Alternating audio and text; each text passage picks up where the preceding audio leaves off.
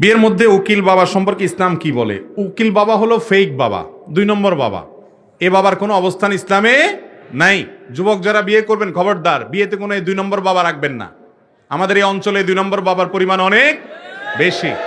আপনার জন্মদাতা বাপ জাজ্জল্যমান বেঁচে আছেন, যদি মরে যান আম্মুর রজলে সেমু আবি, আপনার চাচা আছেন বাপের মতো, হাদিস বলছে। আপনার দাদা আছেন, তিনি আপনার বাপের জায়গায়। বড় ভাই আছেন, সেখানে আবার কোত্থেকে কোন নকল বাপ আসছে। জলজন্ত বাপ বসা বিয়ের মজলিসে আরেক বেটার ডাইকায় না বলে যে উনি হলেন উকিল বাপ। লা হাওলা ওয়ালা কুওয়াতা ইল্লা বিল্লাহ। বিয়েতে কোনো উকিল বাপের কোনো সিস্টেম ইসলামে নাই।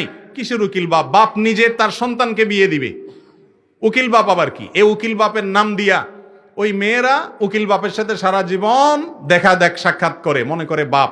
ওই নকল বাপ নকল সন্তানের কাছ থেকে হাদিয়া তোফা পায়, সারা জীবন বিশেষ কেয়ার পায়, যত্ন পায়, যে উকিল বাপ। এই পুরা জিনিসটাই ফেক এবং 2 নম্বর। কোনো উকিল বাপ টাপ নাই।